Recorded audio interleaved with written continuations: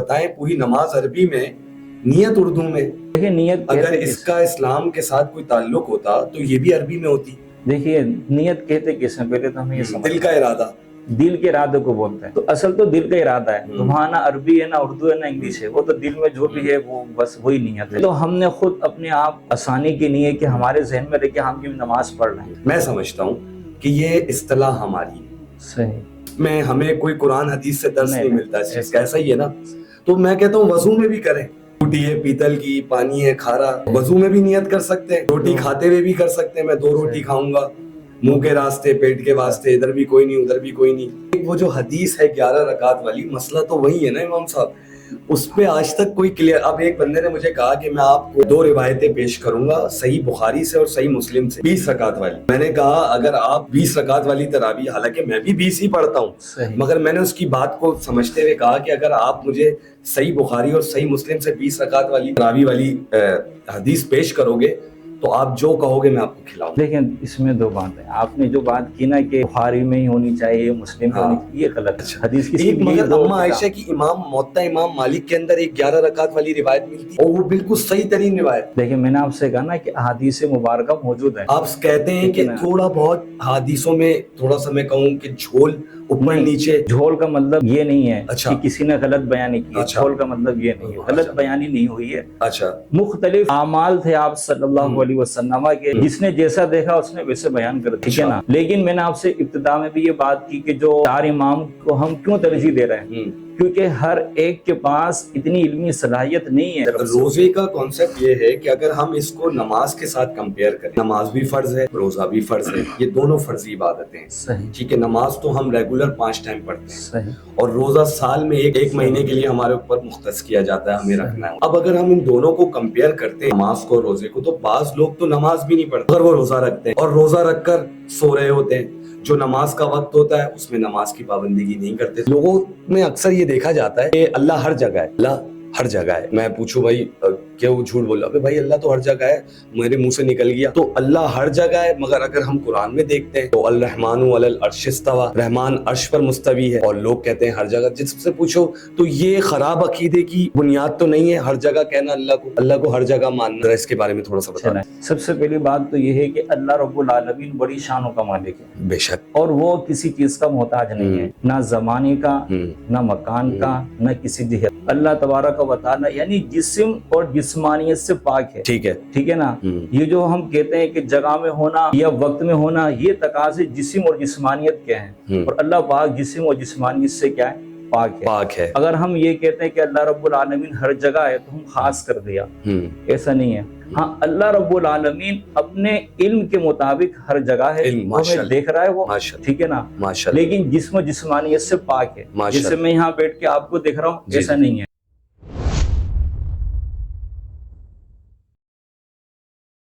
السلام علیکم خواتین و حضرات، میں ہوں زین پاشا اور اپنی پوڈ کاسٹ کے ساتھ حاضر خدمت ہوں. آج کی جو میری ٹرانسمیشن ہے وہ رمضان کے اوپر مبنی ہے. رمضان کی خصوصی پوڈ کاسٹ کے ساتھ آپ کے ساتھ حاضر خدمت ہوا ہوں. آج جو میرے ساتھ موجود ہیں ان کا تعلق بریلوی مکاتب فکر سے ہے، جناب ذیشان قادری صاحب. السلام علیکم. وعلیکم السلام. کیسے مزاج؟ الحمدللہ. سر رمضان کی ہماری نشست ہے. رمضان میں بہت ساری چیزیں ایسی ہوتی ہیں جن کی ثواب اگر ہم عام مقابلے دوسرے مہینے کے مقابلے میں دیکھیں تو اس کی شرح زیادہ ہوتی ہے.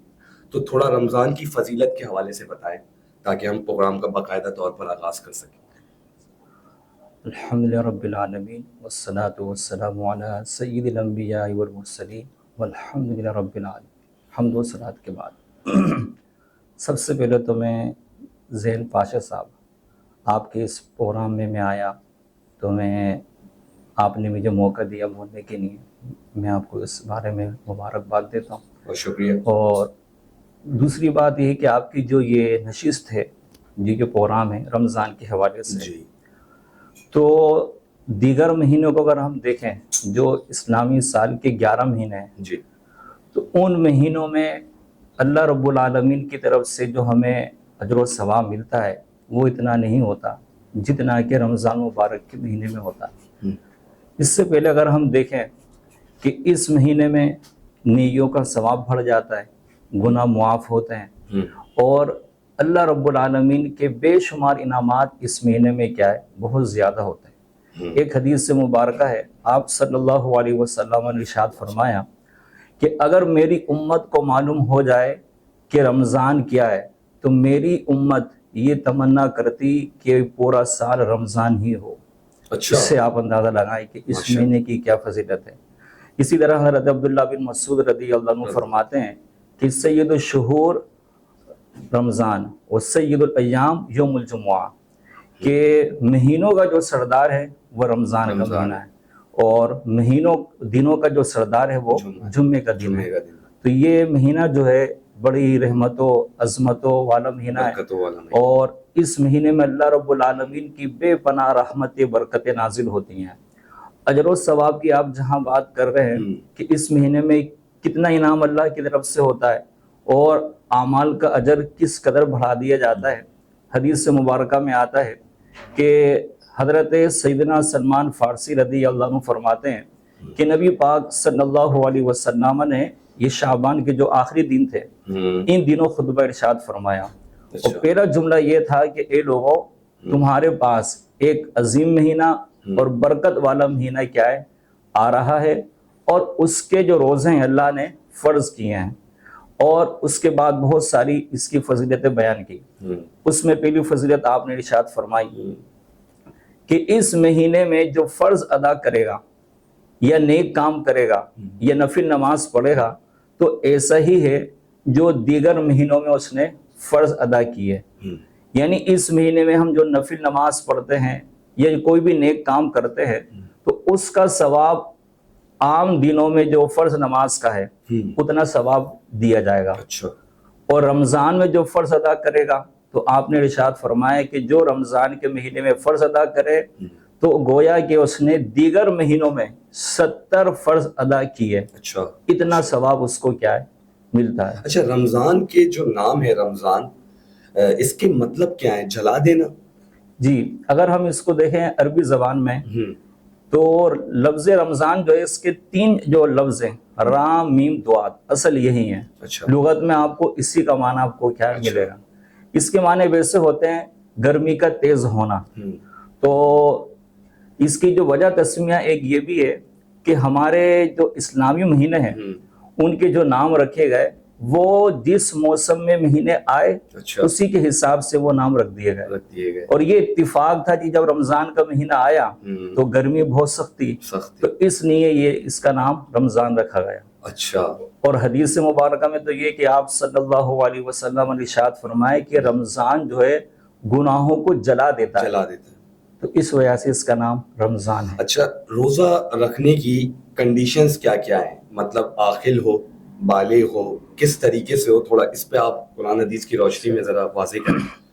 دیکھیے، جو ہماری جتنی بھی عبادتیں ہیں ان میں سب سے پہلی چیز جو ہے کہ جن پر یہ عبادتیں فرض ہوتی ہیں تو عام شرائط تو یہی ہیں کہ وہ عاقل ہونا چاہیے، بالغ ہونا چاہیے، مسلمان ہونا چاہیے، یہ تو لازمی شرائط ہیں۔ اگر ہمارے اوپر نماز بھی فرض ہے تو بالغ پر ہی فرض ہوگی، نابالغ پہ نماز فرض نہیں ہے۔ اسی طرح اس کا عاقل ہونا بھی ضروری ہے، یعنی عقل مند ہونا، پاگل ہے اس پر احکام شریعہ نافذ نہیں ہوں گے، چاہے نماز ہو، روزہ ہو، دیگر احکام اس پر نافذ نہیں ہوں گے۔ تو اسی طرح جو روزہ ہے وہ بھی ہر مسلمان عاقل بالغ مسلمان پر کیا ہے فرض ہے، اور یہ بھی ضروری ہے کہ وہ روزہ رکھنے کی کیا ہے استطاعت رکھتا ہو، اتنی صحت بھی ہو اس کے پاس کہ وہ روزہ رکھ سکے، یہ بھی ضروری ہے۔ اگر وہ لوگ تو ایسے ہی چھوڑتے تھے، روزے تو رکھتے، بہت سارے عمومی طور پر دیکھا جاتا ہے کہ ہٹے کٹے ہیں، وہ کہتے ہیں یار ہم سے روزہ نہیں رکھا جاتا، وہ منشیات یعنی ماوا جلانی ساری چیزوں کے عادی ہوتے ہیں۔ تو ان کے حوالے سے بھی تھوڑا سا بتائیں کہ ہٹے کٹے ہیں، آپ نے کہا کہ اگر اس کی تھوڑی سی بھی صحت یہ گوارا کرتی ہے کہ وہ روزہ رکھ سکتا ہے تو وہ رکھے، مگر یہاں تو ہٹے کٹے لوگ روزہ نہیں رکھتے ہیں۔ دیکھیے، شرعی احکام کی جو شرائط ہیں وہ جب تک ہیں تو وہ تو ہر ایک پر لازم ہوں گے۔ اب اگر کوئی شخص یہ کہتا ہے مجھ سے نہیں رکھا جاتا تو یہ تو آپ نہ روزہ رکھنے کا ایک بہانہ آپ نے تلاش کر لیا، ٹھیک ہے نا، تو اس سے جو یہ روزہ معاف تو ایسے لوگوں کے لیے ڈنڈ بتائیں، ڈنڈ کیا لگے گا؟ دیکھیں، ایک تو دنیاوی سزا الگ ہے، وہ کیا ہے؟ لیکن وہ تو یہ ہے کہ اگر اسلامی حکومت ہو تو وہ ایسے لوگوں پر سزا بھی نافذ کرے تو اگر اللہ پاک اگر ہمارے ہمیں عمر ملک بن میں خطاب کا دور ملتا تو ایسے لوگوں کو ٹھیک تو ہے نا، سزائیں بھی دی تو جاتی سزا ہوتی، جی لیکن یہ کہ آخرت میں جو سزا ہے وہ تو یہی ہے کہ وہ ان لوگوں پر جہنم کے عذاب ہوں گے، اور جو ہے بغیر توبہ کے اگر یہ مر گئے تو پھر اللہ رب العالمین کی طرف سے وہ ہے کہ وہ چاہے تو بغیر معاف کر دے، یا پھر یہ ہے کہ ان کو پھر جہنم میں ڈالا جائے، جتنی بھی سزا اللہ رب العالمین کی اچھا طرف سے۔ روزے کا کانسیپٹ یہ ہے کہ اگر ہم اس کو نماز کے ساتھ کمپیئر کریں، نماز بھی فرض ہے، روزہ بھی فرض ہے، یہ دونوں فرضی عبادتیں ہیں صحیح، ٹھیک ہے، نماز تو ہم ریگولر 5 ٹائم پڑھتے ہیں صحیح، اور روزہ سال میں ایک مہینے کے لیے ہمارے اوپر مختص کیا جاتا ہے، ہمیں رکھنا ہوتا ہے۔ اب اگر ہم ان دونوں کو کمپیئر کرتے ہیں، نماز کو روزے کو، تو بعض لوگ تو نماز بھی نہیں پڑھتے مگر وہ روزہ رکھتے ہیں اور روزہ رکھ کر سو رہے ہوتے ہیں، جو نماز کا وقت ہوتا ہے اس میں نماز کی پابندگی نہیں کرتے، تو اس کے حوالے سے تھوڑا سا بتائیں کہ کیا ہے شرعی حکم، کیا ہے اس چیز کے لیے؟ دیکھیے زین پاشا صاحب، اس پر آپ پہلے غور کریں کہ نماز بلکہ دیگر عبادات اور روزہ، یہ سمجھ لیں کہ روزہ بندے اور رب کے درمیان ایک راز ہے اور جو صرف نماز بندے اور کفر کے درمیان فرق کرنے والی چیز، فرق کرنے والی ہے، لیکن آپ اس کو دیکھیں کہ آپ نماز پڑھیں یا حج پر آپ جاتے ہیں جی تو ان میں اس میں ایک کام ہوتا استطاعت آ جاتی ہے نا کہ اگر آپ کے پاس استطاعت ہے تو حج کے لیے، نہیں، مگر ایک روزے والے چیز جو آپ ان میں دیکھیں عبادتوں میں، ان میں کام ہوتے ہیں، جیسے نماز ہے ہم وہ کام کر رہے ہیں، کھڑے ہوئے قیام کی حالت ہے، رکوع کی حالت ہے، سجدے میں، یعنی دور سے بندہ دیکھ لے گا کہ ہاں بھئی یہ نماز پڑھ رہا ہے۔ اسی طرح حج مخصوص جگہ پر ہوتا ہے، تو یہ بھی آپ کو پتا ہے کہ جب لوگ وہاں جائیں گے تو سب کو پتا ہے کہ حج کے نہیں آئے، لیکن روزہ ایک ایسی عبادت ہے کہ یہ صرف اللہ اور بندے کے درمیان میں ایک راز ہے، آپ اگر کسی کو بتائیں گے تو اس کو پتہ چلے گا یہ روزہ ہے، اس کا ورنہ نہیں، ٹھیک ہے نا۔ اسی وجہ سے کہ حدیث مبارکہ میں آتا ہے کہ ہر چیز کا ثواب اللہ رب العالمین نے رکھا ہے، حدیثوں میں بیان ہوا کہ یہ نماز ہے اس کا ثواب اتنا ہے، لیکن روزے کے بارے میں یہ الصوم لی وانا اجزی بہ، کہ روزہ میرے نہیں ہے اور میں ہی اس کی کیا ہے جزا دوں گا۔ اب آپ کے سوال کی طرف آتے ہیں جی، اب آپ نے کہا نا کہ وہ روزہ تو رکھ رہا ہے لیکن نماز اس نے پڑھی نہیں ہے، تو اللہ پاک نے پہلی فرما دیا روزہ تو تم نے رکھ لیا ہے، بدلہ بھی میں ہی دوں گا، اب جیسے تم نے روزہ رکھا ہے تو ویسی بدلہ بھی ملے گا۔ اب آپ نے نمازیں پڑھی ہوں گی تو پھر اس کا ثواب الگ ہے اس روزے کا، لیکن آپ نے صرف روزہ رکھا ہے، باقی نمازیں آپ نے پڑھی نہیں ہے، گناہوں سے نہیں بچے ہیں، تو پھر وہ تو اللہ رب العالمین کے اوپر ہے کہ وہ آپ کو کیا ثواب عطا فرمائے، کیونکہ اس کو بیان نہیں کیا گیا۔ اس لیے ایک حدیث مبارکہ میں یہ آتا ہے کہ کوئی شخص روزہ رکھے اور بری بات سے نہ رکے تو اللہ رب العالمین کو اس کے روزے کی کوئی حاجت نہیں ہے۔ اچھا، ضرور حاجت سے مراد یہ ہے کہ اب اس کو وہ اجر و ثواب نہیں ملے گا جو ایک روزے دار کو ملنا چاہیے۔ اللہ رب العالمین کو تو کسی کی عبادت کی ضرورت ہی نہیں ہے، لیکن یہ بتانے کی نہیں ہے کہ دیکھو اگر ہم برے کام کر رہے ہیں اور روزہ بھی رکھ لیا چھوڑ نہیں رہے تو پھر ایسے روزے کی کوئی اہمیت نہیں ہے۔ کہ روزے کا مقصد کیا ہے؟ تقوی پرہیزگاری ہے۔ تقوی کسے کہتے ہیں؟ گناہوں سے اپنے آپ کو بچانا اور نیک اعمال کی طرف اپنے آپ کو لگانا، بالکل، تو وہ تو ہوا ہی نہیں۔ تو تقوی جب حاصل نہیں ہوگا تو پھر وہ روزے کا مقصد حاصل نہیں ہوا۔ اچھا، ایک بعض لوگ ایسے بھی ہوتے ہیں کہ وہ روزہ بھی رکھتے ہیں اور نمازوں کے درمیان کوئی فرق نہیں کرتے، یعنی مثال ظہر کا وقت ہوا، اپنا اٹھے بستر سے وضو کیا، نماز پڑھ لی، باجماعت پڑھ لی، یا اگر نکل گئی تو اپنی انفرادی پڑھ لی۔ تو ایسے لوگوں کے لیے کیا حکم ہے کہ اگر وہ نماز بھی پڑھتے ہیں اور روزہ رکھ کے سوئے رہتے ہیں اور نماز اپنے وقت پہ ادا کر لیتے ہیں، تو ان کے لیے کیا کہتی ہے شریعت کہ یہ ٹھیک ہے؟ دیکھیں اس میں نا 2-3 باتیں ہیں جس پر آپ نے غور کرنا ہے۔ اچھا، پہلی چیز تو یہ ہے کہ ایک تو آدمی روزے سے ہے، پھر اب وہ سو بھی رہا ہے۔ اگر ہم حدیث مبارکہ کو دیکھیں تو حدیث مبارکہ کا مفہوم یہ ہے کہ جو روزے دار ہے اس کا سونا بھی عبادت ہے۔ اچھا جی، اس کا سونا بھی عبادت ہے، ٹھیک ہے نا۔ اگرچہ وہ دیگر عبادتیں نہیں کر رہا لیکن جو فرائض ہیں وہ تو لازمی کر پاتا، وہ تو ہر کسی پر بھی ساکت نہیں ہوں گی، وہ تو آپ نے کرنے ہی کرنے ہیں۔ لیکن آپ یہ کہہ رہے ہیں کہ وہ مسجد میں نہیں جا رہا، گھر ہی پر ہی نماز پڑھ لیتا ہے، تو اجر و ثواب تو اس کو ملے گا، لیکن جو مسجد میں جا کر جماعت کے ساتھ نماز پڑھنے کا ثواب تھا وہ اس سے محروم ہے۔ لیکن روزہ تو بہرحال اس کا ہو جائے گا، ٹھیک ہے نا۔ نماز تو اس نے پڑھ لی, وہ فرض بھی اس کا ادا ہو ہی جائے گا. ہاں جو میں نے پہلے آپ کو بتایا کہ جو اللہ رب العالمین نے ارشاد فرمایا, حدیث قدسی تھی کہ روزہ میرے لیے میں. اچھا, حدیث قدسی وہ ہوتی ہے جو اللہ نبی علیہ الصلوۃ والسلام سے ڈائریکٹ ان کی زبان سے کہلوا رہا ہو, اس کو حدیث قدسی کہتے ہیں. جی, اس میں ایسے ہوتا ہے کہ جو مفہوم ہے نا وہ اللہ رب العالمین کی طرف سے ہوتا ہے, اور الفاظ آپ صلی اللہ علیہ وسلم کی طرف سے ادا ہوتے ہیں. اس کو ہم حدیث قدسی اچھا, یہ کہہ کرنے سے یا الٹی منہ بھر الٹی آ جائے یا خون نکل جائے تو اس پہ عموماً دیکھا جاتا ہے کہ بہت اختلاف ہے, ہر مسلک کا الگ الگ سسٹم ہے. مطلب میں ایک ویسی اپنی رائے دے رہا ہوں, باقی آپ اس چیز کو مکمل. فقہ حنفی میں آتا ہے کہ وہ خون نکلنے سے یا منہ بھر الٹی آ جانے سے روزہ ٹوٹ جاتا ہے, ایک ویسی میں آپ سے پوچھوں. پھر امام حنبل ہیں, امام شافعی ہیں, امام مالک ہیں رحمہ اللہ, یہ سارے مسلکوں میں پلرز کے اندر تضاد پایا جاتا ہے. تو آیا صحیح چیز کیا ہے؟ کیا منہ بھر کہہ کرنے سے الٹی آ جانے سے روزہ ٹوٹ جاتا ہے؟ اس حوالے سے تھوڑا سا دیکھیں, اس پر غور سے سنیے گا کیونکہ اس میں تھوڑی تفصیل ہے. جی بالکل تفصیل سے دیں آپ جواب. تو پہلے بات جو میں آپ کو کلیئر کر دوں کہ ہے چونکہ ہم حنفی ہیں جی, تو جو امام اعظم کے ہاں جو مسئلہ ہے جو آپ نے جو بیان کیا تو ہم اس کو فالو کریں گے. جی, تو الٹی کے بارے میں یہ ہے, یاد رکھیے گا کہ اگر الٹی جس کو ہم کے بولتے ہیں, اگر وہ بغیر ارادے کے ہوتی ہے, ہاں دو صورتیں, یا تو ارادے سے ہوگی یا بغیر ارادے سے ہوگی. اگر بغیر ارادے سے ہوئی یعنی آپ کوئی کام کر رہے تھے یا آپ کہیں جا رہے تھے, کچھ بھی ہوا آپ کو الٹی ہو گئی. اب اس کی دو کنڈیشن ہے, یا تو تھوڑی سی ہوگی یا منہ بھر کے, جس کو آپ کہہ رہے ہیں. منہ بھر کے کا مطلب کیا ہے؟ وہ یہ ہے کہ جیسے وہ آئی اور آپ اس کو روک نہیں سکے, فوراً وہ جب منہ سے باہر آ گئی, اس کو کہتے ہیں منہ بھر کے. ٹھیک ہے نا. تو اگر الٹی یعنی کہ آپ کے بغیر ارادے سے ہوئی ہے, چاہے وہ تھوڑی تھی یا منہ بھر کے تھی, تو اس صورت میں تو آپ کا روزہ نہیں ٹوٹے گا. نہیں ٹوٹے گا, آپ کا ارادہ اس میں شامل نہیں ہے, ارادہ ذہن میں رکھیے. ہاں جی, ارادہ شرط ہے. ہاں, اب دوسری صورت ہے ارادے کی. جی, اب ارادے میں بھی دو صورتیں ہوں گی, ایک منہ بھر کے والی ہوگی اور ایک جو ہے منہ بھر کے نہیں ہے. اگر وہ الٹی کہ آپ خود انگلی منہ میں آپ نے ڈالی, ٹھیک ہے, ارادہ یہاں پہ کہ میں الٹی ہو میرے کو, لیکن وہ تھوڑی سی ہوئی, منہ بھر کے نہیں تھی, ٹھیک ہے, کھل کر نہیں ہوئی, تھوڑی سی ہوئی ہے, تو اس صورت میں تو روزہ نہیں ٹوٹے گا آپ کا. اچھا, ہاں, ٹوٹے گا کس صورت میں؟ کہ جب منہ بھر کے تھی, آپ کا ارادہ بھی تھا, تب جا کر آپ کا روزہ. بعض لوگوں کی رائے یہ ہے کہ اندر سے کچھ بھی آ جائے, یعنی ایک انہوں نے ایک سسٹم بنایا ہوا ہے کہ اندر سے کچھ بھی آ جائے, مطلب الٹی آ جائے, خون آ جائے, تو اس صورت میں آپ کا روزہ نہیں ٹوٹے گا.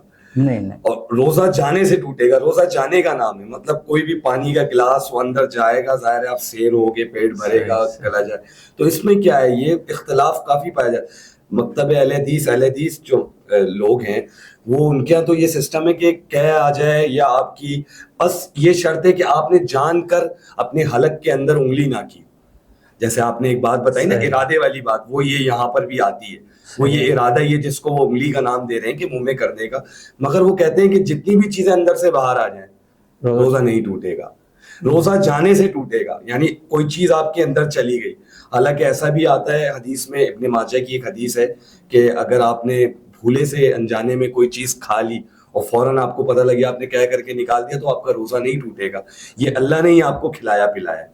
ایسا ہے؟ ذرا بتائیں اس بارے میں. دیکھیے, پہلی بات تو یہ کہ میں نے کہا کہ ہم چونکہ امام اعظم کے ظاہر ہے آپ مقلد ہیں ان کے, تو ان کا تو فتویٰ یہی ہے کہ الٹی جب منہ بھر کے ہو اور ارادے سے ہو تو آپ کا روزہ ٹوٹے گا. دوسری چیز, خون کے آنے سے روزہ نہیں ٹوٹتا. ٹھیک ہے نا, ٹھیک ہے, اسی طرح اس کی مقدار کم ہو یا زیادہ. ہاں ٹھیک ہے.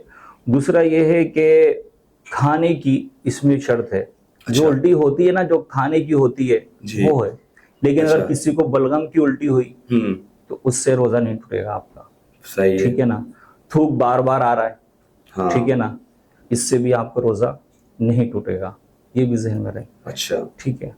اب دوسری طرف ہم آ جائیں کہ جو آپ نے کیا کہا تھا آخری بات, جی میں نے آخری کہی تھی کہ ان کے یہاں ایسا سسٹم ہے, اہل حدیث جو ہمارا ایک طبقہ ہے ان کے یہاں یہ سسٹم ہے کہ کہہ کرنے سے, کوئی بھی چیز اندر سے باہر آنے سے ٹوٹتا نہیں ہے روزہ. روزہ جانے کا نام ہے. ہاں اندر جانے پر آپ دیکھیے کہ جو مسئلہ ہے وہ یہ ہے کہ بھول کر کھانے پینے سے تو روزہ نہیں ٹوٹتا. وہ تو بالکل ایک آپ نے ٹھیک ہے نا, حدیث مبارکہ میں بھی ہے. لیکن اگر کوئی شخص جان بوجھ کر اس کو پتا ہے میرا روزہ ہے, اس کے بعد بھی اگر وہ انگلی کر ڈالے گا تو اس کا روزہ ٹوٹ جائے گا. ٹھیک ہے نا, تو یہ مسئلہ تو ہے اپنی جگہ پر. اچھا نہیں مطلب وہ ان کا یہ جو موقف ہے وہ ٹھیک ہے, انہوں نے جو ایک اپنا ایک استدلال کیا اس چیز پہ یا قیاس کر رہے ہیں, کیا کر رہے ہیں, یہ چیز ٹھیک ہے, درست ہے؟ دیکھیں ہم یہ تو میں نہیں کہہ سکتا, لیکن یہ بعض آپ اپنی رائے دے سکتے ہیں. ہاں میں اب آپ کو اس چیز کی وضاحت کرتا چلوں کہ احادیث میں جو چیزیں بیان ہوئیں تو ایسا نہیں ہے کہ میں خود دیکھ کر ہی آپ کو بیان کر رہا ہوں, بلکہ ان احادیث پر جو ہمارے ائمہ جیسے امام اعظم ہیں, امام مالک ہیں, امام شافعی ہیں, امام احمد بن حنبل ہیں, یہ چاروں اماموں نے اس پر غور و فکر کیا. ٹھیک ہے نا, پھر اس کے بعد انہوں نے کیا مسائل بیان کیے. ٹھیک ہے نا, اور اتنی علمی لیاقت, اتنی علمی صلاحیت ہر ایک کے پاس نہیں ہے کہ وہ صرف حدیث کو پڑھے, اس کا ترجمہ دیکھ کر کیا وہ یہ اپنی رائے قائم کر لے کہ نہیں یہ مسئلہ ہے. ایسا نہیں ہوگا. یہ صرف جن کا منصب ہے یہ وہی کر سکتے ہیں. اب انہوں نے جو اپنی رائے قائم کی ہے, اب ہمیں یہ دیکھنا پڑے گا کہ کس امام کا یہ ہے.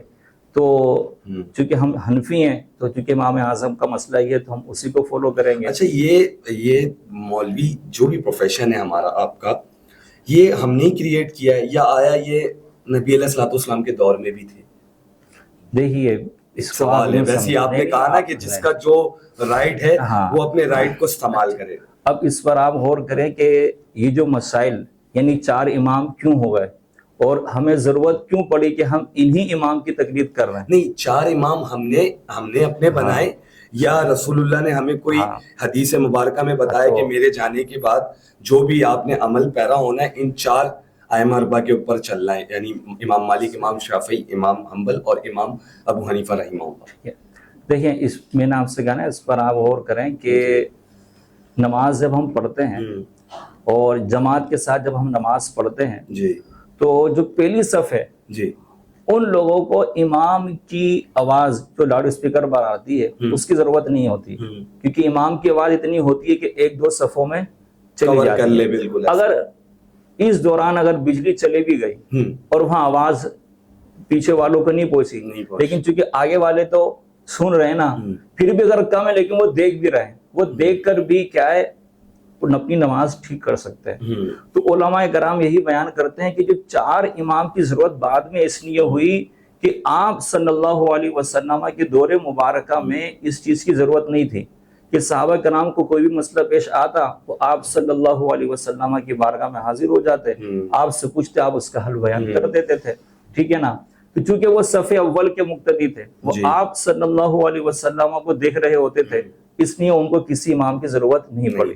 لیکن جیسے جیسے وقت گزرتا گیا, لوگوں کی علم دین سے دوری بڑھتی چلی گئی, تو پھر اس ضرورت کو محسوس کیا گیا.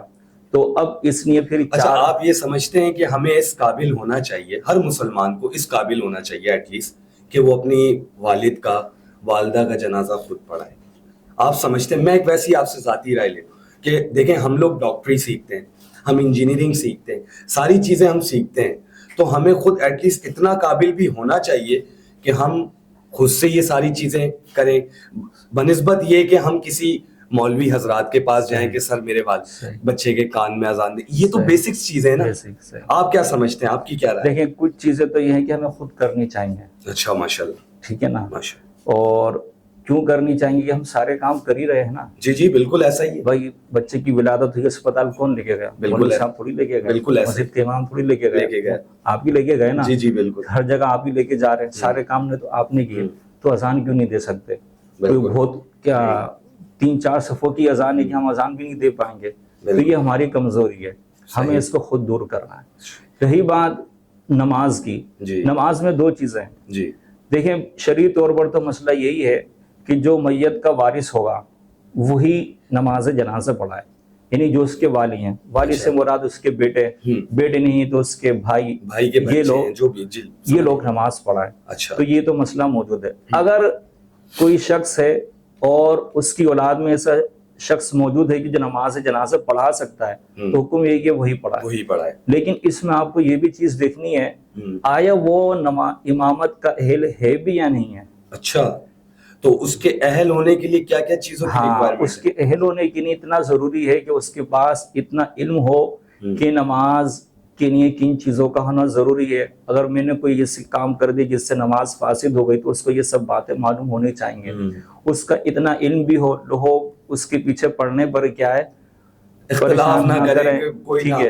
اور ہمارے ہاں یہ بھی شرط ہے کہ اس کی کیا ہے داڑھی بھی ہو. ٹھیک ہے نا. یعنی پوری ہو یا صرف ایک نشانی کے طور پر ہونی؟ نشانی نہیں, ایک مٹھی کے برابر داڑھی ہونا چاہیے. اگر امام کی یہ جتنی بھی آپ شرطیں بتا رہے ہیں یہ آیا نبی علیہ الصلوۃ والسلام نے لگائی ہیں؟ جی حدیث مبارکہ میں موجود ہیں. اور چونکہ طریقہ وہیں سے چلتا ہوا آ رہا ہے تو اس لیے ہم اس چیز کو ہم فالو کرتے ہیں. اور عام نماز میں حکم یہی ہے کہ اگر کوئی امام اپنی داڑھی کٹواتا ہے اس کی ایک مٹھی نہیں ہے تو اس کے پیچھے ہماری نماز نہیں ہوگی, تو نماز جنازہ کیسے ہو جائے گی؟ تو وہ بات مسئلہ اپنی جگہ پر ہے کہ میت کا جو وارث ہے یا ولی ہے وہ نماز جنازہ پڑھا سکتا ہے, لیکن یہ بھی شرط ہے اس کے اندر شرائط ہونی چاہیے امامت کی. اچھا ایک سوال کی طرف آ رہا ہوں, رمضان سے ریلیٹڈ ہے, تراویح. صحیح. جس کی اصطلاح ہماری ہے تراویح. ویسے اگر حدیث میں دیکھیں تو قیام اللیل ملتی ہے اس بارے میں. ٹھیک ہے. تو یہ جو میں اکثر دیکھتا ہوں لوگ 3 روزہ 4 روزہ 5 روزہ 10 روزہ تراویح کا اہتمام کرتے ہیں, آیا یہ سنت سے ثابت ہے؟ پہلی چیز تو یہ ہے. دوسری چیز یہ کہ میں اپنا ایک رائے دے رہا ہوں میں اپنی, کہ اس میں جو پیچھے پڑھنے والے مقتدی حضرات ہیں اس میں نہیں سمجھتا کہ کسی کو قرآن سمجھ میں آ رہا ہوگا. صرف اینڈ کی جتنی بھی چیزیں ولدالین آمین یہ ساری چیزیں سمجھ میں آ رہی ہوتی ہیں, اس کے علاوہ نہیں. تو تھوڑا اس میں بتائیں کہ آیا نبی علیہ الصلوۃ والسلام کے دور میں, تابعین کے دور میں, تبع تابعین کے دور میں, محدثین سلف صالحین کے دور میں یہ کام اس طریقے سے 3 روزہ 4 روزہ 10 روزہ تراویح کا اہتمام کیا گیا؟ صحیح. دیکھیں حسین پاشا صاحب نے بہت اچھا سوال کیا ہے. آج کل جگہ جگہ پوسٹر لگے ہوئے ہوتے ہیں 3 روزے کا 4 روزہ 10 روزہ. اس میں آپ یہ بھی دیکھتے ہیں کوئی کہتا ہے عربی لہجے میں قرآن پاک پڑھیں گے, تو عربی لہجہ تو کوئی مستقل نہیں ہے. ہاں قرآن تو عربی میں نازل ہوا ہے, وہ تو بہرحال ہو گیا. اب اس میں 2-3 باتیں جو ہم نے یہاں دیکھنی ہے. پہلی چیز تو یہ ہے کہ رمضان میں جو تراویح ہے وہ پورے مہینے ہم نے پڑھنی ہے. یہ ذہن میں رکھیے گا. شرعی طور پر یہی ہے کہ جیسے ہی رمضان کا چاند نکلا اور عشاء کی نماز سے تراویح شروع ہوگی, اور جب تک رمضان ہے اور عید یعنی شوال کا چاند نظر نہیں آتا ہم نے تراویح پڑھنی ہے. اب چاہے ہم 3 روزہ والی میں پڑھیں یا 10 روزہ میں پڑھیں, لیکن ہم نے پورے رمضان نماز تراویح پڑھنی ہے. لوگوں کا سسٹم امام صاحب یہ بن چکا ہے نا کہ ہم نے صرف اس 30 دن میں ہم نے قرآن کو سننا ہے تو لہٰذا ہم اس کو 3 دن میں سن لیں. یہ ہے لوگوں کا کانسیپٹ. میں آپ کو بتاؤں گا, میں تو لوگوں سے پوچھتا رہتا ہوں نا, میں دیکھتا ہوں. آپ تو ظاہر ہے آپ کا اتنی مصروفیت ہوتی ہے, مصلی بھی دیکھنا ہوتا ہے, بہت ساری چیزیں. تو لوگوں کی رائے یہی یار ہم نے قرآن ہی تو سننا ہے, ہم قرآن 3 دن میں سن لیں, ہم 4 دن میں سن لیں. تو تھوڑا اس پہ ذرا واضح کریں. یہی میں آپ کو بتا رہا ہوں کہ تراویح تو پورے رمضان ہم نے پڑھنی ہے. ٹھیک ہے. اس سے تو ہم یہ نہیں کہہ سکتے 3 روزہ والی پڑھ لی تو اب 27 دن ہم نے پڑھیں, ایسا نہیں ہے. اچھا آپ نے پورے رمضان میں تراویح پڑھنی ہے. ہاں اب اس میں 2 صورت ہے. ٹھیک ہے. قرآن پاک بھی سننا ہمیں لازم ہے. ٹھیک ہے. تو اب وہ جو 3 روزہ والے ہیں یا 6 روزہ یا 10 روزہ 15 روزہ, تو یہ ہے کہ انہوں نے قرآن پاک 3 دن میں سن لیا, کسی نے 10 دن میں سن لیا, کسی نے 6 دن میں, کسی نے 15 دن میں. تو ایک فرض تو ان کا ہو گیا تھا کہ قرآن پاک تو انہوں نے سن لیا. لیکن دوسری چیز جو واجب ہے تراویح پڑھنا, وہ تو آپ سے ساکت نہیں ہوگی, وہ تو آپ نے پڑھنی ہی پورے رمضان. ہاں اس میں اب آپ کی یہ چھوٹ ہو گئی کہ آپ خود بھی پڑھ سکتے ہیں. اچھا ٹھیک ہے نا, آپ جماعت کے ساتھ نہیں پڑھ لے, کیونکہ ایسا ہوتا ہے کہ جیسے ہماری مارکیٹ. اچھا اگر وہ حافظ نہیں ہے صحیح تو وہ قرآن ہاتھ میں لے کے پڑھ سکتا ہے؟ نہیں, ہمارے ہاں اس کی اجازت نہیں ہے. اچھا. ہمارے ہاں تو مسئلہ یہ کہ اگر ہم دوران نماز سامنے آیت لکھی ہوئی اس کو دیکھ کر بھی پڑھیں گے نا تو ہماری نماز ٹوٹ جائے گی. اچھا. تو اب یہ کہ نماز کی حالت میں قرآن پاک. اچھا ایک نیت کا بھی بڑا کانسیپٹ ہے امام صاحب. میں 2 رکعت پڑھتا ہوں واسطے اللہ تعالیٰ کے, منہ میرا کعبہ شریف کی طرف. ذرا بتائیں پوری نماز عربی میں, نیت اردو میں. دیکھیں نیت اگر اس کا اسلام کے ساتھ کوئی تعلق ہوتا تو یہ بھی عربی میں ہوتی. دیکھیے نیت کہتے کس ہیں، پہلے تو ہمیں یہ سمجھ، دل کا ارادہ، دل کے ارادے کو بولتے ہیں، ٹھیک ہے نا. تو اصل تو دل کا ارادہ ہے، تو وہاں نہ عربی ہے نہ اردو ہے نہ انگلش ہے، وہ تو دل میں جو بھی ہے وہ بس وہی نیت ہے.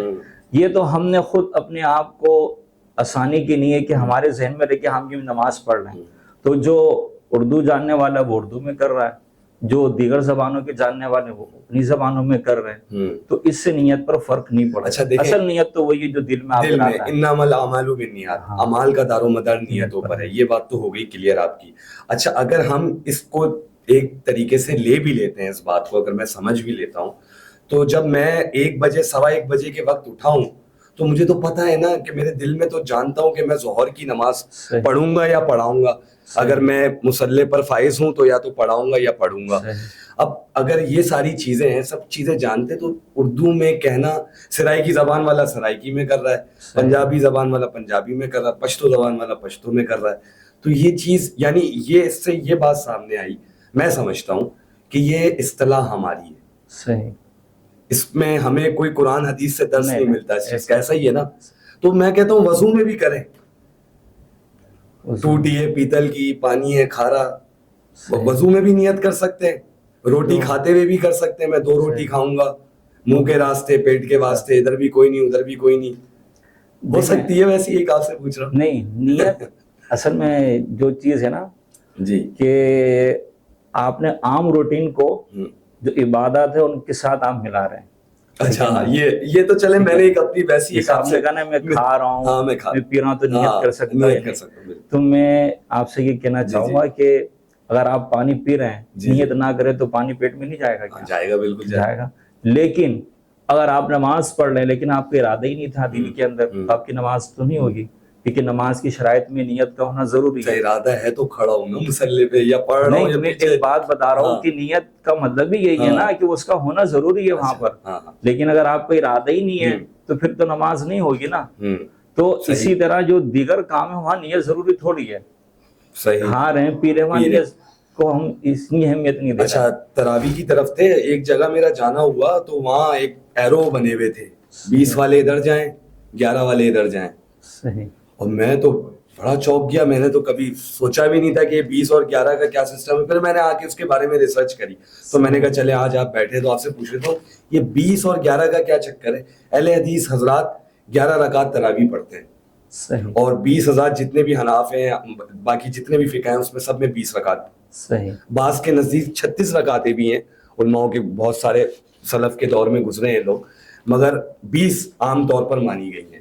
تو یہ ذرا 20 اور 11 کا فرق بتائیں. دیکھیں حدیث مبارکہ میں جب ہم دیکھتے ہیں تراویح کی حیثیت تو آپ صلی اللہ علیہ وسلم نے اپنے دور مبارکہ میں حدیث مبارکہ میں جو آتا ہے وہ یہی ہے کہ پہلے دن 2 دن تو آپ نے تراویح پڑھی اور وہ 20 رکعت ہی پڑھی تھی آپ نے، ٹھیک ہے. لیکن تیسرے دن آپ نے چھوڑ دی. اچھا. آپ اپنے حجرے سے باہر نہیں آئے، ٹھیک ہے نا. کیوں؟ کہ اس خوف سے کہ یہ تراویح ایسے فرض نہ ہو جائے جیسے کہ نماز ہے.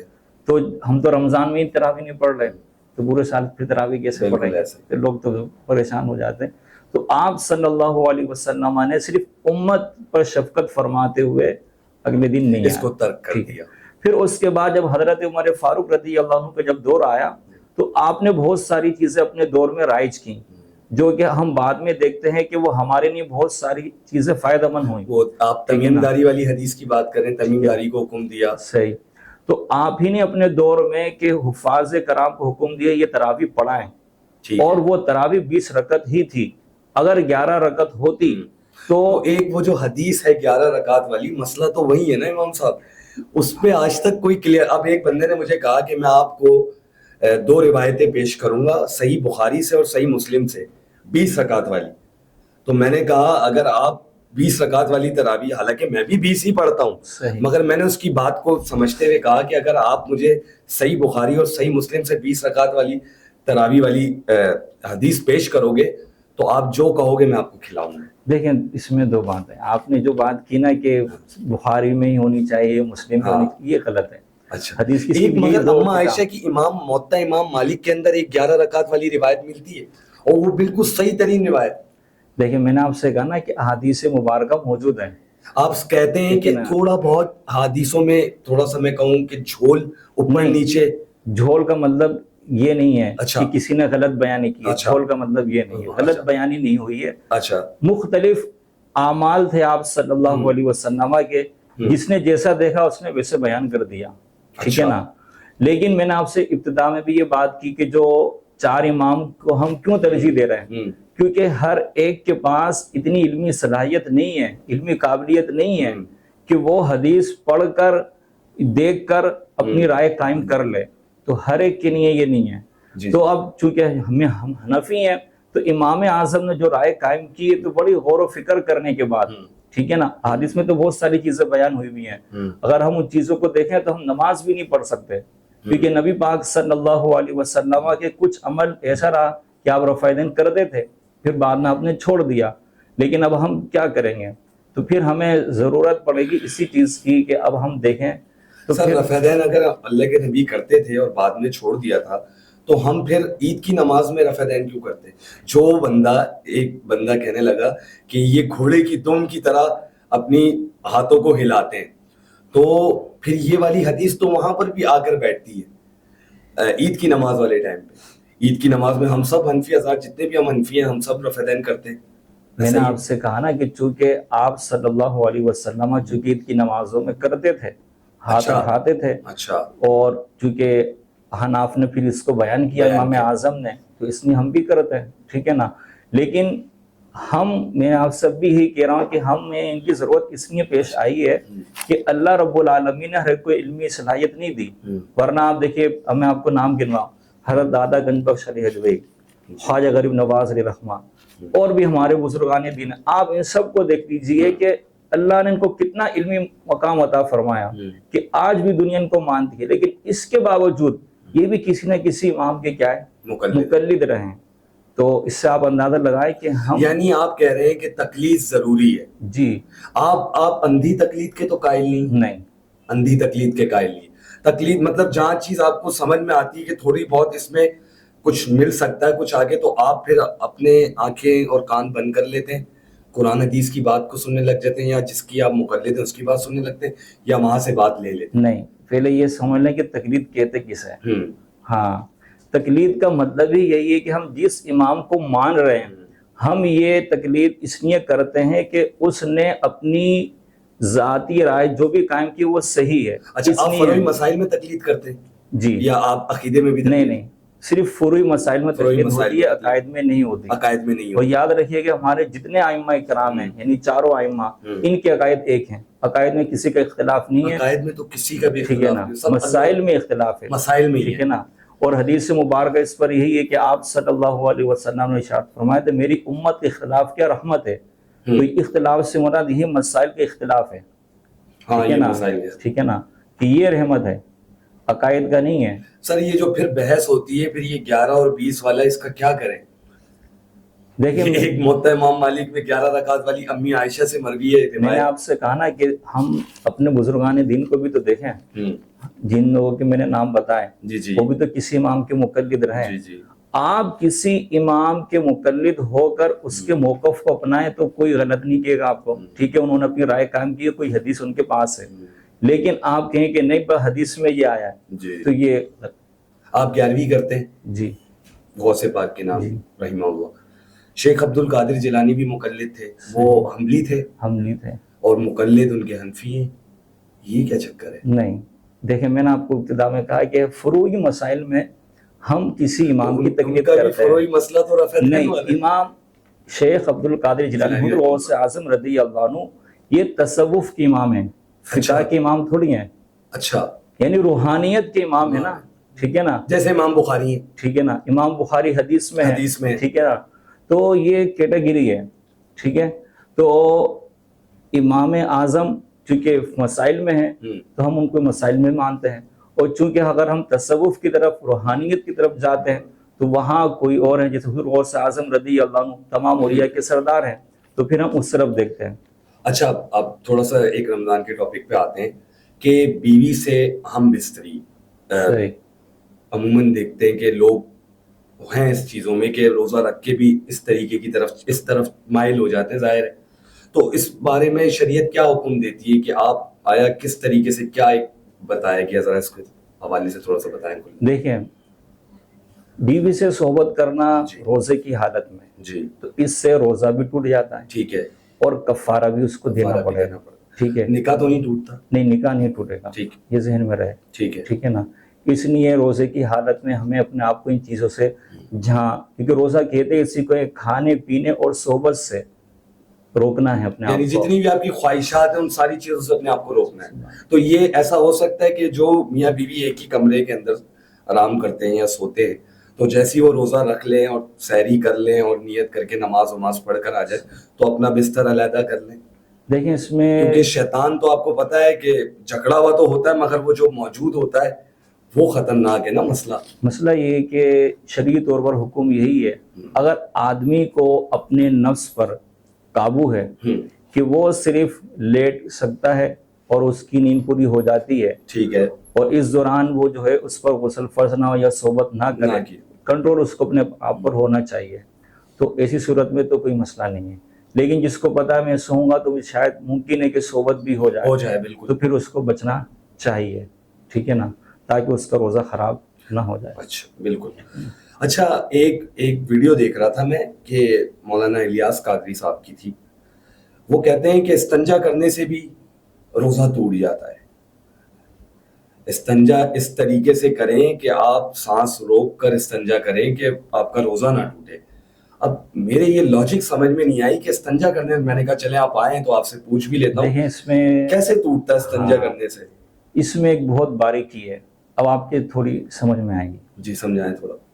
روزے کی حالت میں جب ہم وضو کرتے ہیں, کلی کرتے ہیں, تو ہم یہ مسئلہ بھی بیان کرتے ہیں کہ کلی کرتے وقت صرف منہ ہی دھونا ہے, یعنی دانت ہی دھونے, ہم نے وہ غرارہ نہیں کرنا, ٹائپ کی چیز, کیونکہ غرارہ کریں گے تو پانی نیچے چلے جائے گا اور آپ کا روزہ ٹوٹ جائے گا. روزے دار کو اگر روزہ یاد تھا اس نے پھر بھی غرارے کیے تو اس کا روزہ ٹوٹ جائے گا. تو حکم یہ ہے کہ اللہ رب العالمین نے ہماری جو انسان کی بدن کی باڈی ہے, اس کے جو پیٹ میں جانے کی جو جگہ ہے, یا تو منہ کے ذریعے جاتا ہے یا پھر نیچے سے جو ہماری جو شرمگاہ ہے وہاں سے کیا جائے گا, چلا جائے گا شرمگاہ. ٹھیک ہے نا, کیونکہ آپ کو پتا حکیم کچھ لوگ دوائیاں اگر منہ سے نہیں جاتی تو وہ شرمگاہ کے ذریعے کیا ہے داخل کرتے ہیں پیٹ کے اندر. وہ تو استنجے کی بات کر رہے ہیں نا مولانا. ٹھیک ہے نا. ہاں تو اب اسی کی طرف میں آ رہا ہوں نا کہ پیٹ میں روزے کی حالت میں کوئی بھی چیز پہنچے گی, چاہے منہ کے ذریعے ہو یا شرمگاہ کے ذریعے ہو, ہمارا روزہ ٹوٹ جائے گا. تو استنجا میں کیسے کریں پھر؟ مسئلہ یہ ہے استنجا ہی نہیں کریں. نہیں استنجا کریں, کیونکہ وہ طبی ضرورت ہے ہماری. تو وہ اس میں حکم یہ ہے کہ جس وقت ہم استنجا کر رہے ہوں, اور چونکہ پانی سے جب استنجا ہوگا تو ممکن ہے کہ جب ہم اٹھتے ہیں تو اٹھتے وقت سانس لیتے ہیں وہ پانی جو بھی ہے وہ اندر جانے کے خدشہ ہے. ٹھیک ہے نا. تو اس لیے علماء نے احتیاط یہی بیان کی ہے کہ جو روزے دار ہے اور استنجا کرتے وقت اگر وہ سمجھتا ہے کہ میں احتیاط نہیں کر پاؤں تو وہ کپڑا رہ کے جائے. شیخ اب استنجے میں بھی کیسی احتیاط ہوگی؟ ایک میری دیکھیں آپ ماشاءاللہ علم والے ہیں, میں آپ کا خادم ہی کہہ لیں, آپ کا ایک اسٹوڈنٹ کہہ لیں, شاگرد کہہ لیں, ویسی میں میری رائے ہے کہ استنجے میں مطلب کیسی احتیاط برتیں کہ وہ پانی مطلب کوئی ادھر پائپ لائن ڈلی ہوئی ہے, مقصد کوئی آدھے کا پائپ ڈلا ہوا ہے کہ پانی وہاں سے چلا جائے گا. ایک عقل ہوتی ہے نا, جیسے آپ نے مجھے کہا یار یہ الٹا کر کے گلاس رکھو اس میں پانی پی لو, میں نہیں پی سکتا, میری عقل نہیں گوارا کر رہی کیسے. اب اس چیز پہ بھی ایک میری عقل قبول نہیں کر رہی اس بات کو کہ وہاں کیسے پانی جائے گا, حالانکہ نہاتے بھی ہم طبی نقطہ نظر سے آپ دیکھیں. اچھا آپ طبی نقطہ نظر سے دیکھ رہے ہیں, ٹھیک ہے. تو شرمگاہ ایک ایسی جگہ ہے کہ پانی چلے جاتا ہے اندر. اچھا. تو اسی لیے وہ احتیاط یہی ہے کہ روزے کی حالت میں جو ہے ہمیں سکڑ کر بیٹھنا ہے, کھل کر نہیں بیٹھنا تاکہ وہ پانی اوپر نہ جائے. اور پھر بھی ہے احتیاط یہی ہے کہ کوئی کپڑا رکھ لیا جائے تاکہ جس وقت آپ پانی سے استنجا کریں تو وہ اس جگہ کو خشک کر لیں. میں سمجھتا ہوں کہ وہ واش روم بھی کم ہی جاتا ہے. ٹھیک ہے نا. ظاہر روزے سے ہوگا تو اس کو اتنی نہ حاجت ہوگی کسی چیز کی, اس کا جانا بھی کم ہی ہوگا. اچھا یہ بتائیں کہ صدقہ خیرات غیر مسلم کو دے سکتے؟ نہیں. اچھا اسلام نے اس کی اجازت نہیں دی. صدقہ خیرات کے اصل مبتدی مسلمان ہی ہیں, انہیں کو ہم نے دینی ہے. یعنی امیر کی جیب سے نکل کے کسی مسلمان غریب کی جیب میں آ جائے, یہ آپ کا کہنے ہے. اچھا جو لوگوں کو شوگر ہوتی ہے, اور ایک تو ایسے بھی لوگ ہوتے ہیں جو شوگر لیس ہوتے ہیں, شوگر لیس سے میری مراد یہ ہے کہ عام آدمی جیسے میں ہوں، مگر میرا کام اتنا مشقت والا ہے کہ وہاں سمجھ لے بھٹی ہے لوہے کی جس جگہ میں کام کر رہا ہوں، تو اس کی بنا کے اوپر میں اپنے کام کی مشقت کو دیکھتے ہوئے کیا آیا روزہ چھوڑ سکتا ہوں، یا اس پہ شریعت کیا مجھے حد نافذ کرتی ہے کہ میں فدیہ دوں گا، کفارہ دوں گا، کیا ہے، ذرا اس حوالے سے بتائیں۔ دیکھیں شرعی طور پر تو حکم یہی ہے کہ جو شخص عاقل بالغ ہے اس پر روزہ فرض ہے، ٹھیک ہے، چاہے اس کا کام کیسے ہی مشقت والا کیوں نہ ہو، اس نے کیا روزے سے اس کو چھٹکارا نہیں ہے۔ ہاں، روزے کی جو چھٹکارے کی جو صورت ہے وہ ہے شیخ فانی۔ شیخ فانی ہم کس کو کہتے ہیں کہ جس کی اتنی عمر ہو گئی کہ وہ اب روزہ نہیں رکھ سکتا، یعنی اب اس کے جسم میں اتنی طاقت نہیں ہے کہ وہ اتنا لمبا پیریڈ 10 سے 12 گھنٹے اپنے آپ کو روکے رکھے، پیٹ کو خالی رکھے، اتنا اس میں نہیں ہے، یا وہ اتنا بیمار ہے کہ اب کسی جو ماہر ڈاکٹر اس نے کہا کہ آپ اب روزہ نہیں رکھ سکتے بلکہ آپ کو کھانا پینا پڑے گا، تو ایسی صورت میں وہ روزہ چھوڑے گا، اس کے علاوہ اور کوئی صورت نہیں ہے۔ اب آپ کا کام جتنا ہی مشقت والا ہے آپ نے روزہ ہی رکھنا ہے، فدیہ آپ نہیں دے سکتے۔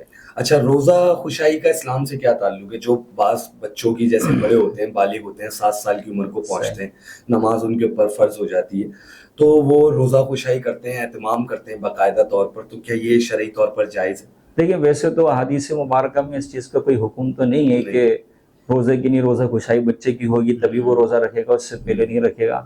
یہ ایک اگر ہم اس کو ترغیب کے طور پر دیکھیں کہ تاکہ اس سے بچوں کو اور ترغیب ہو نیک اعمال کی طرف کہ دیکھو روزہ میں رکھ رہا ہوں تو روزہ خوشائی میری ہو رہی ہے، تو دوسرے لوگوں کو ترغیب ہو کہ ہاں بھی بچوں کو روزہ رکھنا چاہیے، تو یوں آپ کر سکتے ہیں، لیکن ضروری نہیں ہے آپ یہ کہیں کہ نہیں ہر بچے کے لیے روزہ خوشائی ہو۔ ٹھیک ہے، جیسے اسلام میں عقیقے کا حکم ہے تو عقیقہ وہی کرے گا جو مستحق ہوگا، جو صاحب حیثیت ہوگا، اور جس کے پاس اتنی حیثیت ہی نہیں ہے، جیسے اس وقت مہنگائی کا دور ہے تو وہ جو خرچے ہوتے ہیں ولادت کے وقت وہی پورے ہو جائیں تو بڑی بات ہے، ٹھیک ہے نا، تو وہ عقیقہ کب کرے گا پھر؟ بالکل، تو حالانکہ مستحب ہے، شریعت تو کہتی ہے 7 دن 14 دن 21 دن اور یہ نا زندگی میں کرنا ہے، تو مستحب عمل ہے، کریں گے تو ثواب ہے، نہیں کریں گے تو گناہ نہیں ہے۔ اچھا، جس کی حقیقے کی حیثیت ہی نہیں ہے، مطلب میں ہوں مثال کے طور پر، میری بچے کی پیدائش ہوتی ہے، میری ہے ہی نہیں، اور بعد میں بن جاتی ہے تو میں کر سکتا ہوں؟ بعد میں کر سکتے ہیں، بعد میں کر سکتے ہیں، یعنی وہ کہتے ہیں کہ وہ روح ایک گروی رکھی ہوئی ہوتی ہے، کچھ لوگ اس طریقے کی بات کرتے ہیں، یہ کیا ماجرا ہے؟ دیکھیں جو حدیث مبارکہ ہیں اس میں تو اس چیز کی کوئی وضاحت نہیں ہے، بس ایک قسم کا یوں سمجھ لیں کہ اللہ رب العالمین کی نعمت کے شکرانے کے طور پر ہم یہ عقیقہ کر رہے ہیں، اس نے ہمیں یہ نعمت دی ہے تو ہم اس کے طور پر یہ کیا کر رہے ہوتے ہیں۔ صحیح۔ اچھا، آخری سوال ہے میرا، پھر اس کے بعد اختتام کی طرف چلتے ہیں۔ لوگ اکثر سحری کے اوقات میں یا روزہ رکھنے کے بعد نیت کرتے ہیں وَبِالصَّوْمِ غَدٍ نَوَیْتُ مِن شَہْرِ رمضان، تو اس دعا کا روزے سے اور سحری سے کیا تعلق ہے؟ آیا اگر یہ دعا ہے تو صحابہ کرام کے دور میں صحابہ کرام پڑھتے تھے، ایک دوسرے کو تلقین کرتے تھے، سکھاتے تھے؟ نہیں، حدیث مبارکہ میں تو اس کے الفاظ ملتے ہیں کہ روزہ رکھنے مگر غدن جو ہے نا، غدن بعد الیوم یعنی وہ کل کے دن کی ہے، اگر میں عربی معنی کی طرف آتا ہوں تو وہ کل کے دن، تو میں تو روزہ آج کا رکھ رہا ہوں نا، تو کل کی نیت کر رہا ہوں۔ دیکھیں اصل میں اس میں یہ حکم ہے کہ رات میں ہی نیت کر لی جائے، ٹھیک ہے نا، تو حکم تو یہی ہے، لیکن اصل تو میں نے آپ سے کہا نا نیت دل کے ارادوں کو کہتا ہے، بس آپ ضرورت نہیں ہے، آپ سحری کر رہے ہیں، آپ کو اہتمام ہے، ظاہر ہے میں اٹھا ہوں، نیند سے بیدار ہوا ہوں، سحری کروں گا تو روزے کی نیت ہے تو اٹھاؤں نا، مطلب آپ یہ کہتے ہیں کہ یہ اس دعا کا کوئی حدیث میں نہیں، حدیث میں ذکر موجود ہے مگر صحیح ملتا ہے، آیا صحیح ثابت؟ اور بھی الفاظ ہے جی، یہ لیکن یہ چونکہ مشہور ہے، یہ ان الفاظوں کے ساتھ ٹی وی پہ چلائی جاتی ہے، ٹھیک ہے نا، چونکہ مشہور یہی ہے اس وجہ سے لوگ اسی دعا کو پڑھ کر کیا نیت کرتے ہیں۔ صحیح۔ اچھا، یعنی تراویح والا سسٹم 20 ہی پڑھنی ہے، جی، 11 نہیں پڑھنی؟ نہیں، 11 نہیں پڑھنی، ہوگی نہیں، ہوگی سے مراد یہ ہے کہ جو حنفی ہے، ہاں، یعنی اس میں یہ ہے کہ ہم جس امام کے مقلد ہیں ہم اس کو فالو کریں گے نا، اب انہوں نے ہمیں 20 کہیں تو ہم 20 پڑھیں گے، ٹھیک ہے نا، اب جو کسی امام کو نہیں مانا اس کو ہم کیا کریں؟ اب اس حوالے سے میں ایک بات آپ سے آخری عرض کر دوں گا، قرآن کریم کی آیت ہے یوم ندعو کل اناس بامامہم، کہ اس دن ہم ہر جماعت کو ان کے اماموں کے ساتھ پکاریں گے، یہ تو قرآن کی آیت ہے نا، امام تو قرآن کی ڈاکٹرین میں تو امام نبی علیہ الصلوۃ والسلام ہے. دیکھیں امام دیکھیں شیخ، ایک ویسی میں آپ سے بات کر رہا ہوں، قرآن اپنا ابو حنیفہ رحمہ اللہ سے 70 سال پہلے مکمل ہوا ہے، سمجھیے گا میری بات. اب قرآن مکمل ہوا ہے 70 سال پہلے، تو قرآن کی ڈاکٹرین کے اندر، یعنی قرآن کے اگر ہم پورا موازنہ کریں تو اس کی ڈاکٹرین کے اندر تو نبی علیہ الصلوۃ والسلام ہمارے امام ہیں. صحیح. آپ اس چیز سے اتفاق کریں گے. میں دیکھیں کہیں اور نہیں جا رہا ہوں، میں اپنے نبی کی حد تک ہی ہوں. میرے نبی علیہ الصلوۃ والسلام یعنی ہم آخرت والے دن اپنے، اور وہی والی بات ہے شفاعت نصیب فرمائیں گے ساری چیز. تو قرآن کی ڈاکٹرین میں تو امام جو ہے وہ نبی علیہ الصلوۃ والسلام ہے، وہ یہ امام نہیں ہے. اچھا، پھر آپ یہ بھی دیکھیں کہ جو آپ قرآن کی جو آیت ہے کل اناس، اناس کا مطلب ہے کئی جماعتیں، یعنی ہر جماعت کو اس کے امام کے ساتھ پکارا جائے گا. تو اگر امام سے مراد آپ صلی اللہ علیہ وسلم ہیں تو آپ کی امت بھی ایک ہی ہے. بالکل. یہ بہت ساری جماعتیں کون سی ہو گئی، یہ کون سی جماعت ہے؟ اس لیے تفسیر قرطبی میں اس کو باقاعدہ اس آیت کی تفسیر میں ذکر کیا کہ یہاں اماموں سے مراد یہی چاروں امام ہیں کہ قیامت کے دن جو حنفی ہوگا اس کو کہا جائے گا آؤ حنفیو جنت میں چلے جاؤ. تو جو جس امام کا مقلد ہوگا تو وہ کیا ہے، جنت میں جانے کا حکم ہوگا. اچھا، یہ باقاعدہ نام لے کے کہا جائے گا؟ تفسیر قرطبی کے اندر انہوں نے باقاعدہ لکھا. یہ کون سے سن میں لکھی گئی ہے؟ یہ 10 ہجری کے اندر. اچھا، کون ہے امام، کیا نام ہے ان کا؟ علامہ آلوسی رحمہ. اچھا، انہوں نے یہ تفسیر لکھی، انہوں نے اس چیز کو بیان کیا امام قرطبی نے کہ اس وقت یہ نام پکارے جائیں گے، اور جس کا کوئی امام نہیں ہوگا تو اس کا بھی شیطان امام ہوگا. تو شیطان کا ٹھکانہ جہنم ہے، وہ جہنم میں جائیں گے. صحیح. اور پھر یہ میں نے آپ کو پہلے بھی یہ بات عرض کی تھی کہ ہمارے جتنے بھی بزرگان دین ہیں جن کو ہم مانتے ہیں، جن کے آراز، جن کی فاتحہ ہم کرتے ہیں، وہ سارے کے سارے مقلد ہیں. یعنی حضور غوث اعظم رضی اللہ عنہ کو بھی اگر آپ دیکھتے وہ سر، یہ والی بات مجھے بھی نہیں سمجھ میں آتی نا. دیکھیں نا، ہم مقلد ہیں، میں مقلد ہوں غوث اعظم کا، شیخ عبد القادر جیلانی. 11ویں کرتا ہوں نا ان کے نام کی. 11ویں کرنا تو یہ ان سے محبت کی بنیاد پر ہے. محبت کی بنیاد یہی ہے کہ نا میں ان کی مانتا بھی ہوں، ایسا نہیں ہے نا. نہیں تو آپ ان کی کس میں مانتے ہیں؟ آپ کس میں مانتے ہیں؟ دیکھیں ہم جو مانتے ہیں روحانیت میں ان کو مانتے ہیں. اچھا، ٹھیک ہے نا. نماز کے مسائل تھوڑی حضور غوث اعظم نے بیان کی ہے. تو انہوں نے اپنا طریقے بھی تو بتایا، پھر ہم ان کی نام کی 11ویں بھی کھاتے ہیں اور پھر اختلاف بھی کرتے ہیں. یہ کیسے محبت کا تقاضا ہے؟ نہیں تو ہمارے جو چاروں امام ہیں ہم ان سے بھی محبت کرتے ہیں. اگر آپ اختلاف کی بات کرتے ہیں تو اختلاف تو رحمت ہے. جی بالکل، اختلاف ہونا چاہیے، اختلاف ہونا چاہیے، بیوٹی ہے نا، یہ دین کی بیوٹی ہے، اور دائرے میں رہ کر اختلاف ہونا چاہیے. اچھا، ایک اور سوال میرے ذہن میں آیا. لوگوں میں اکثر یہ دیکھا جاتا ہے کہ اللہ ہر جگہ ہے، اللہ ہر جگہ ہے. میں پوچھوں بھائی کیا وہ جھوٹ بولا؟ بھائی اللہ تو ہر جگہ ہے، میرے منہ سے نکل گیا. تو اللہ ہر جگہ ہے، مگر اگر ہم قرآن میں دیکھتے ہیں تو الرحمن علی العرش استوی، رحمان عرش پر مستوی ہے. اور لوگ کہتے ہیں ہر جگہ. جس سے پوچھو تو یہ خراب عقیدے کی بنیاد تو نہیں ہے ہر جگہ کہنا اللہ کو ہر جگہ ماننا؟ ذرا اس کے بارے میں تھوڑا سا بتائیں.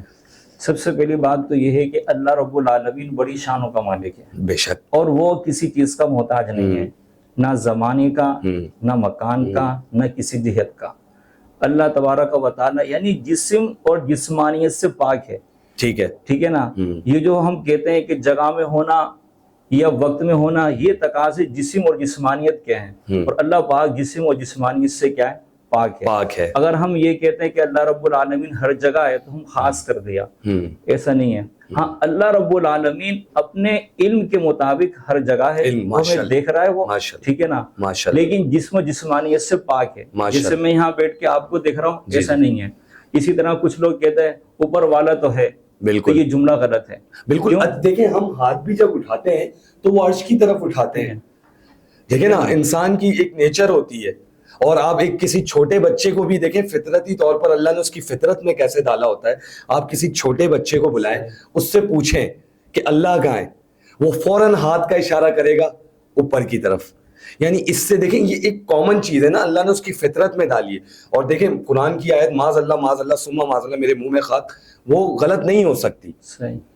وہ غلط نہیں ہو سکتی. جب اللہ نے کہہ دیا الرحمن علی العرش استوی، رحمان عرش پر مستوی ہے، تو بات تو ہمیں اپنی عقل کے گھوڑے دوڑانے کی ضرورت ہی نہیں ہے. کیونکہ ایک امام مالک کے اندر، موطا امام مالک کے اندر ایک روایت ملتی ہے.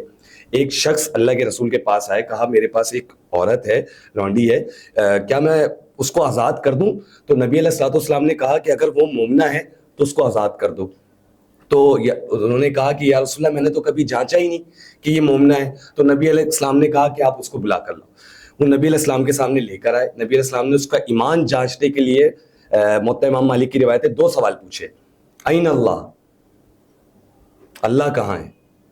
اس نے ہاتھ کا اشارہ کر کے کہا آسمانوں میں. پھر نبی علیہ السلام نے دوسرا سوال پوچھا, من انا, میں کون ہوں؟ اس نے کہا آپ اللہ کے رسول ہیں. تو نبی علیہ السلام نے اس سے کہا کہ یہ مومنہ ہے, اسے آزاد کر دو. اب آپ یہ دیکھیں کہ یہ اس کا کتنا گہرا تعلق ہے کہ لوگ تو عام طور پر کہہ دیتے ہیں کہ اللہ ہر جگہ ہے, مگر یہ میں سمجھتا ہوں کہ یہ عقیدے کو آپ کے خراب کر رہا ہوتا ہے ہر جگہ کہنا. آپ کی بہت زبردست بات تھی, آپ نے بات کہی کہ علم کے اعتبار سے اللہ ہر جگہ ہے. ماشاءاللہ, یہ 101% ہے. دیکھیں اللہ کہتا ہے میں تمہاری شہرت سے قریب. بالکل صحیح. اب ایک بندے نے, وہ آپ نے بول والا پروگرام دیکھا ہوگا, اس میں کہا کہ وہ اگر اللہ عرش پر ہے تو آپ ایسے اشارہ کر کے سلام کیوں کرتے ہو؟ تو کہا عرش والے نے کہا. انہوں نے بہت اچھا جواب دیا. دیکھیں ہمیں کسی بات سے اختلاف نہیں ہونا چاہیے. آپ نے بہت اچھی بات کی, مجھے بہت خوشی ہوئی کہ آپ کا یہ موقف آیا کہ اللہ ذات کے اعتبار سے عرش پر ہے اور اس کی سما, اس کی ہر چیز سننا دیکھنا وہ ہر جگہ ہے. صحیح ہے, کلیئر ہے. کوئی اس میں کوئی, میں نے تو کوئی آپ سے کوئی معاذ اللہ کوئی گستاخی تو نہیں کروں ایسا. بہت اچھا لگا مجھے آپ سے مل کے, بہت شکریہ, آپ نے وقت دیا اپنی مصروفیت میں. آپ بھی کوئی میرے پلیٹ فارم سے کوئی بات کہنا چاہتے ہیں تو کہتے ہوئے رخصتی کرتے ہیں. پہلی بات تو یہی ہے کہ اپنے اس چینل کے ذریعے, اس پروگرام کے ذریعے جو دین اسلام کی صحیح تعلیم ہے وہ لوگوں تک پہنچائیں انشاءاللہ. ہماری یہی کوشش ہے. اور لوگوں کو قرآن کریم اور احادیث مبارکہ کی طرف لایا جائے. جو ہمارے ہاں جو لوگوں میں باتیں ہیں اس کی سب سے بڑی مین وجہ یہی ہے کہ ہم قرآن اور حدیث سے دور ہو چکے. یہی اصل علم کے سر چشمے یہی ہیں. اس کے بعد پھر ہمارے پاس جو چیز ہے وہ ہے علماء کرام, ان کی صحبت, علماء دین کے بارے سے. ٹھیک ہے نا, کیونکہ حدیث مبارکہ ہے کہ آپ صلی اللہ علیہ وسلم نے حضرت عبداللہ بن عمر رضی اللہ عنہ سے فرمایا تھا, یا تو عالم بن جاؤ, یا علم دین حاصل کرنے والے بن جاؤ, یا ان کی مجلسوں میں جانے والے بن جاؤ. پھر آپ نے آخر میں ارشاد فرمایا کچھ نہیں کر سکتے تو کم سے کم ان سے محبت کرنے والے بن جاؤ. تو یہ بہت ضروری ہے. ٹھیک ہے نا. اور یہ یاد رکھیے کہ قرآن اور حدیث کو اگر ہمیں سمجھنا ہے, جو آج کل ہمارے ہاں یہ چل رہا ہے کہ ہم کیا کر رہے ہیں, جو اصل وارث ہیں, جیسے آپ نے کہا علماء وارث ہیں, ان سے تو ہم دین نہیں سیکھ رہے. ٹھیک ہے نا. دین اس سے سیکھ رہے ہیں جس کو دین کے بارے میں کچھ پتہ ہی نہیں ہے. جب ایسے لوگوں سے آپ دین سیکھیں گے, ٹھیک ہے, جب ایسے لوگوں سے آپ دین سیکھیں گے تو پھر ایسے ہی ہوگا, پھر ایسے ہی باتیں ہوں گی کہ آپ اس کو حل نہیں کر سکتے. ٹھیک ہے نا. تو لہٰذا اگر دین سیکھنا ہے تو علماء سے ہی سیکھیں, اور جو مسائل ہیں انہیں سے پوچھے جائیں تاکہ صحیح صورت آپ کے سامنے آئے. اور یہ اختلاف جو ہوتا ہے اس کی وجہ بھی یہی ہوتی ہے کہ علماء سے تو پوچھا نہیں ہے, ہم نے ہر کسی سے پوچھ لیا, اس نے اپنی ذاتی رائے قائم کر لی. اب وہ ایک جگہ رہتا ہے, اس نے کہا تو 25 سال سے اسی طرح نماز پڑھ رہا ہوں. اب لوگ چونکہ اس کے فین موجود ہے, اب لوگوں نے اپنی رائے قائم کر لی, یہ صحیح کہہ رہا ہے. تو ایسا نہیں ہے. اگر دین کے بارے میں رائے قائم کرنی ہے تو علماء سے ہی سیکھ کر کیا ہے. تو یہ میرا آخری میسیج ہے کہ جو علماء ہیں یہی دین کے سر چشمہ ہیں, انہی سے ان میں دین کیا ہے سیکھا جائے. اور جب ان سے ہم سیکھیں گے انشاءاللہ جو ہماری آپس کی نفرتیں ہیں اور جو ہماری دوریاں, یہ خود بخود کیا ہے ختم ہو جائیں گے. یہ تھے ہمارے ساتھ ذیشان قادری صاحب, جو کہ آپ کو رمضان کی فضیلت کے حوالے سے ساری چیزیں کلیئر کر رہے تھے. انشاءاللہ ایک اور پروگرام کے ساتھ پھر آپ سے ملاقات ہوگی. جب تک کے لیے اللہ حافظ.